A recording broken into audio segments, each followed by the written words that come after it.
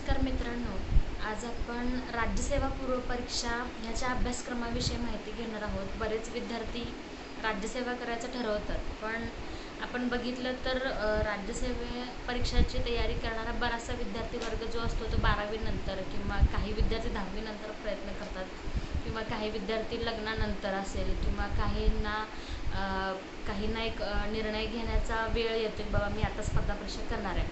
मग जेव्हा आपण प्रिपरेशनला सुरुवात करतो तेव्हा सगळ्यात महत्त्वाची गोष्ट म्हणजे त्या परीक्षेचा अभ्यासक्रम असतो. आता ह्या वर्षी 2024ची जी परीक्षा होणार आहे ती ऑब्जेक्टिव्ह पद्धतीने शेवटची परीक्षा असणार आहे आणि राज्यसेवेच्या परीक्षेच्या स्वरूपामध्ये जो काय बदल झाला तो तुम्हा सर्व विद्यार्थ्यांना माहीत असेलच. आज आपण पूर्व परीक्षेच्या अभ्यासक्रमाविषयी माहिती घेऊया. चला सुरू करूया.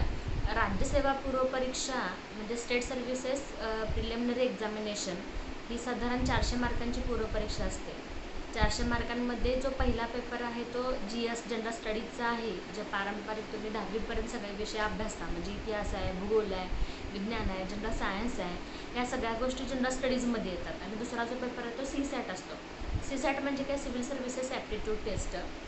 ही आता क्वालिफाईंग केलेलं आहे. क्वालिफाईंग म्हणजे काय, 200पैकी त्यांची एक अट आहे 33%, म्हणजे 33% स्कोर मिळाला पाहिजे.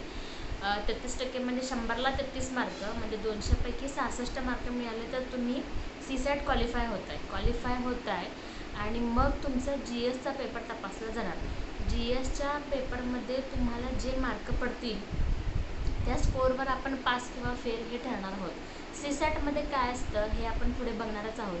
पहिल्यांदा आपण काय करूया, GSचा म्हणजे जो पहिला पेपर आहे तुमचा, जो तुम्ही पास का फेल ठरवण्यासाठी महत्त्वाचा पेपर आहे तो त्याचा आपण पहिला घेऊया. पेपर क्रमांक 1 जनरल स्टडीज सामान्य अध्ययन पेपर क्रमांक 1 200 मार्क असतात. ह्याला 2 तासांचा वेळ असतो. MCQ म्हणजे ऑब्जेक्टिव्ह असतो, 1 प्रश्न 4 ऑप्शन ह्या पद्धतीनं. आता ह्याच्यामध्ये जो पहिला पॉईंट आहे तो राज्य, राष्ट्रीय व आंतरराष्ट्रीय महत्त्वाच्या चालू घडामोडी. आता करंट अफेअर्स चालू घडामोडीमध्ये लक्ष द्या. चालू घडामोडीमध्ये बरेच विद्यार्थी डेली न्यूजपेपर्स असतील किंवा मॅगझिन्स असतील किंवा त्यांच्या मोबाईलवरती वेगवेगळे वेबसाईट्स असतील, ह्या बऱ्याच गोष्टी करत असतात.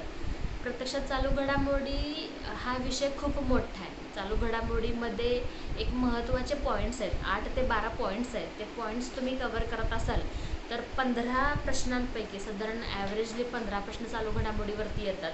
त्यातले 7 ते 8 प्रश्न जर आपले बरोबर आले तरीही आपण मार्कांमध्ये लीड घेऊ शकतो आहे. काही विषय आपण स्किप करतो आहे. बरेच विद्यार्थी म्हणतात की बाबा 200पैकी 200 कट ऑफ लागत नाही, तर काही विषय आपण स्किप केले तर दुसऱ्या विषयाकडे आपण तो भाग घालू शकतो आहे किंवा ते मार्क आपण वर करू शकतो आहे. पण तसं लक्षात घ्या विद्यार्थ्यांनो की जेव्हा तुम्ही एखादा पूर्ण अख्खा विषय स्किप करताय, ते अख्ख्या विषयातलं सगळंच येत नाही असं नसते.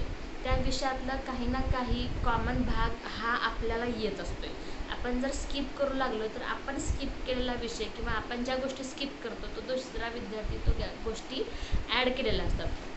मग त्याच्यामुळं कसं होतं, त्या विद्यार्थ्याचे स्कोर वाढतो आणि आपण स्किप केलेला विषय पूर्ण स्किपच होऊन जातो. म्हणजे 15पैकी 15 प्रश्न तुम्ही स्किप करताय.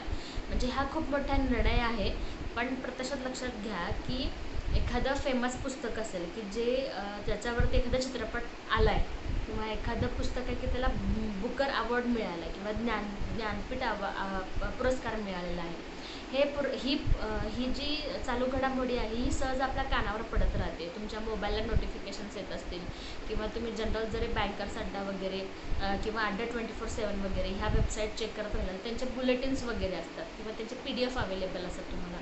मग त्या गोष्टी तुम्हाला इझिली अवेलेबल होऊन जातात की जेणेकरून तुम्ही चालू घडामोडीसाठी रोज चालू घडामोडी हा विषय परीक्षेच्या 1-2 महिने आधी करण्याच्या ऐवजी तुम्ही रोज एक चेंज म्हणून रोजच्या GSच्या रिडिंगबरोबर चालू घडामोडी जर रोज तासभर केला तर तुम्हाला त्याचा परीक्षेमध्ये खूप उपयोग होतो. चालू घडामोडीमध्ये महत्त्वाच्या गोष्टी करायच्या कोणत्या, तर सगळ्यात महत्त्वाचं म्हणजे पुरस्कार. पुरस्कारामध्ये खूप प्रकार येतात. खेळाचे पुरस्कार येतात, चित्रपटांचे पुरस्कार येतात, सामाजिक क्षेत्रात दिले जाणारे पुरस्कार येतात, त्याचबरोबर देशाचे मोठे पुरस्कार जसं की आपण म्हणतो की भारतरत्न पुरस्कार आहे, देशभूषण आहे, पद्मभूषण आहे, हे पद्मश्री आहेत. हे जे मोठे मोठे अवॉर्ड्स आहेत ते अवॉर्ड्स आहेत. पुस्तकांशी रिलेटेड पुरस्कार आहेत, खेळाशी रिलेटेड पुरस्कार आहेत. मग त्याच्यामध्ये द्रोणाचार्य पुरस्कार असेल किंवा त्याचं आता नाव बदलली केले त्या पुरस्काराचं. ह्या सगळ्या पुरस्कारांची माहिती तुम्हाला असायला पाहिजे. त्याचबरोबर पर्यावरणाशी रिलेटेड ज्या काही समिट होतात, म्हणजे G2, G20, अर्थ समिट असेल, या सगळ्या गोष्टी तुम्हाला माहीत असायला पाहिजेत. त्यानंतर आता सध्या जे युद्ध सुरू आहे त्या युद्धामधून भारतीय लोकांना सोडवण्यासाठी किंवा एखाद्या देशानं त्यांच्या लोकांना त्या युद्धामधून बाहेर काढण्यासाठी कोणत्या गोष्टी केल्या, कोणतं मिशन राबवलं, हे मिशन तुम्हाला माहीत पाहिजे. एखाद्या खाद्यपदार्थाला GI टॅग दिला जातो, मग ते GI टॅग म्हणजे काय, किंवा कोणत्या ठिकाणाला कोणत्या पदार्थाला तो GI टॅग मिळाला, मग त्याचे प्रणेते कोण आहेत, किंवा तो कोणत्या देशातला आहे, किंवा आपल्या देशातला असेल तर कोणत्या राज्यातला, कोणत्या जिल्ह्यातला, कोणत्या गोष्टीला मिळाला, हे तुम्हाला माहिती असलं पाहिजे. त्याचबरोबर तुम्ही चालू घडामोडीमध्ये करत असताना एखादी मोठी दुर्घटना झाली असेल की ज्याला खूप मोठी हानी झालेली आहे आणि ती मानवनिर्मित असेल तर त्या गोष्टी पण तुम्हाला कराव्या लागतील. त्याचबरोबर DRDOनं केलेले शोध, DRDOवरती बऱ्याचदा प्रश्न येतात, त्यांच्या वेगवेगळ्या संशोधनावरती प्रश्न येतात, किंवा तुम्ही करंटमध्ये सायन्स टेकमध्ये सुद्धा बऱ्याच गोष्टी होत राहतात, त्या करंट बेस्ड असतात, ते तुम्ही बघू शकता. आता चंद्रयान असेल, PSLV, GSLV रॉकेट असेल, नवीन आपण एखादं संशोधन केलेलं आहे किंवा एखादी नवीन उपलब्धी भारताने मिळवलेली आहे, या गोष्टी तुम्हाला महत्त्वाच्या आहेत. राज्यासाठी महत्त्वाच्या गोष्टी ज्या काय असतात त्या पुरस्काराशी रिलेटेड असतील, खेळाशी रिलेटेड असतील, एखादा लेखक प्रसिद्ध झाला असेल, पुस्तक प्रसिद्ध झालं असेल, एखादी गोष्ट आंतरराष्ट्रीय स्तरावर गाजली असेल, ह्या गोष्टी तुम्हाला महत्त्वाच्या आहेत. वेगवेगळे गेम्स आयोजित केले जातात राज्यामार्फत, राष्ट्रामार्फत. एखादी महिला, एखादा पुरुष एखादी गोष्ट पहिल्यांदा करत असतो, अंतराळामध्ये जाणारा पहिला व्यक्ती असेल किंवा एखादं यान असेल की जो नवीन अभियान देशानं हातात घेतलेला आहे, त्याच्यामध्ये एखाद्या राज्यातला एखादा व्यक्ती समाविष्ट आहे.